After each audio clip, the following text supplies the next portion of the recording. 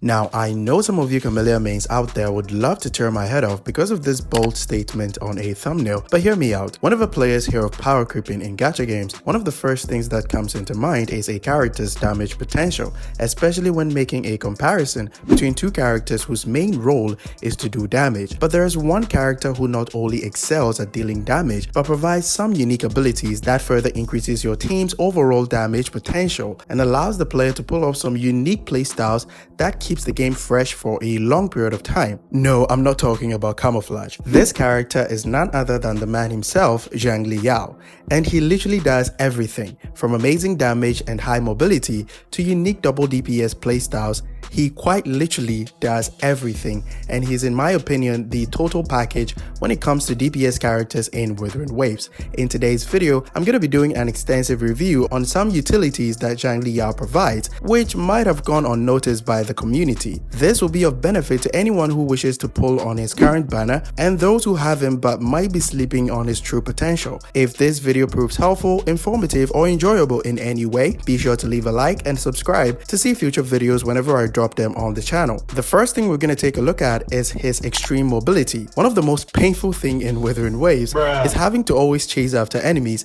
that have high mobility when they move away from you. As you can see from this clip, Impermanence Heron jumped backwards to start his vacuum cleaner animation, but thanks to the insane mobility that Xiangli Yao's Law of Rain skill, or simply put the Cube Explosion Forte skill, provides, I was able to catch up to it and deal damage at the same time, which is a combat ability that most damage dealers like Jinshi and Jian lacks in their kit. Being able to catch up to enemies easily with this ability not only reduces stamina consumption, but increases the damage that you can dish out within a short period of time. It also comes in handy when trying to deal damage as quickly as possible in your liberation state before buffs like Jengzin's Resonance Liberation Ultra buff runs out, which lasts for only 14 seconds. This insane mobility, coupled with anti-interruption that you can get from his inherent passive, makes it easy to tank a few non-lethal hits during your tower runs. I specifically use non-lethal because the Tower of Adversity is a bit forgiving when it comes to taking damage, but holograms are a whole different issue,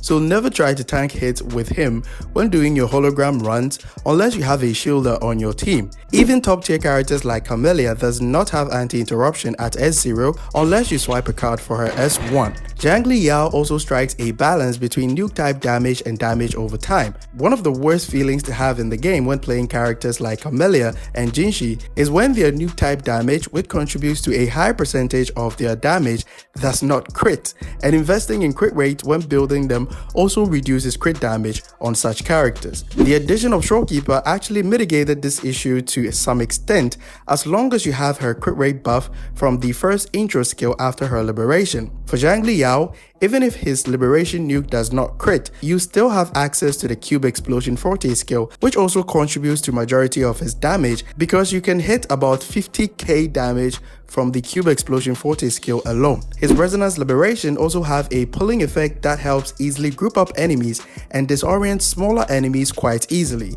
This pairs well with the Cube Explosion Forte skill that deals damage in a very large area of effect. So even if enemies are a bit scattered, your liberation can pull them together, which allows your Cube Explosion Forte skill to hit them all together in a large area of effect. He might not be the strongest grouper that we currently have in the game like Jian, but he makes up for it by pairing his liberation, which has the pulling effect, with his Cube Explosion Forte skill, which deals damage to multiple enemies at the same time in a large AoE. He's also one of the few characters we have in the game whose Resonance Liberation lasts for 25 seconds, but it ends as soon as you use the third Cube Explosion Forte skill at S0, which is totally insane because you can pull off some really interesting gameplay with this long liberation uptime, which includes double DPS and quick swaps. Now, both of these terms may seem similar or the same on a fundamental level, but they are actually quite different.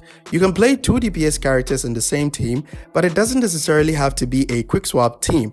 On the other hand, you can play two DPS characters in the same team while taking advantage of long animation windows in their kit, known as quick swap. If it's too complicated, don't worry, it'll all make sense very soon. Xiangli Yao's long liberation cooldown presents the opportunity to play two DPS characters at the same time by simply using other characters to fill in and do damage while his divergence skill is on a 4 seconds cooldown after using his revamp ability in midair. His divergence skill combined with revamp is one of the best way of recovering forte stack for a cube explosion, because the damage scaling of his divergence skill coupled with revamp is actually much higher than the first to third impel stage basic attack damage as far as damage per second is concerned. But in terms of the time that it takes for both of them to recover full forte stacks, they are roughly the same, around 4 seconds. You can just slot in another DPS character to take advantage of the 4 seconds divergence skill cooldown to do some damage, and then swap back to Xiangli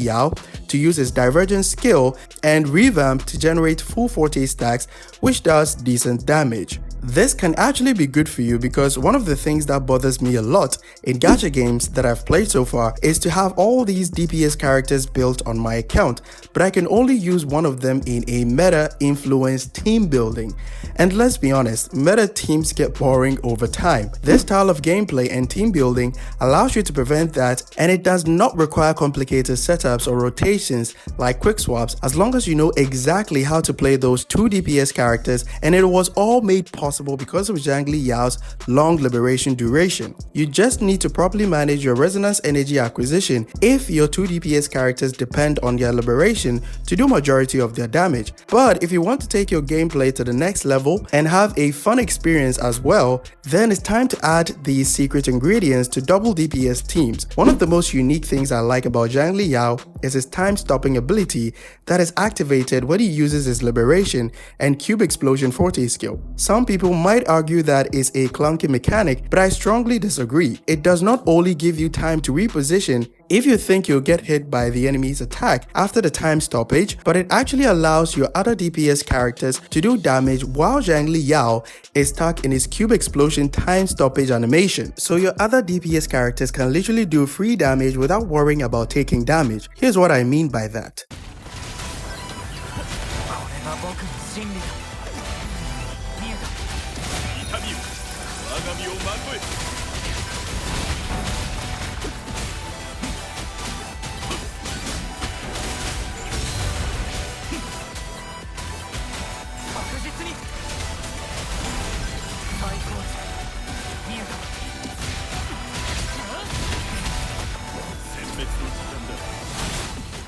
We all know that Cucaracha cannot regenerate forte stacks with his dodge counter, so getting attacked while his liberation is active can actually make you lose out on damage, because you will not get to use his death messengers very often. But as you saw from that clip, swapping out of Xiangli Yao's cube explosion forte skill allowed Kaocharu to do damage and build his forte stacks while the enemy was frozen by the time stoppage, which made it quite easy to pull off 3 death messengers, and all the death messenger animations were cancelled by swapping to Xiangli Yao to build some forte stacks with his basic attacks. There are so many different kinds of playstyles that you can pull off with this man by pairing him together with different DPS characters, so be sure to experiment and let me know what you find out in our Discord community. There's also this huge misconception that he needs Yelin to be good in a hyper carry team setup, but that's not entirely true. If you've already lost your 50-50 to Jiang Xin on your account, you just need about 160 energy regen on her and give her 2 intro skills, one from your healer and another one from Xiangli Yao to help with her concerto energy problems. It works so well that you don't need to spend time charging her shields to regenerate concerto energy. Having the Mercato Gauntlet even makes it better because of the concerto energy regeneration that it provides from the passive. Overall, I'm very happy that Kuro Games decided to give Xiangli Yao for free,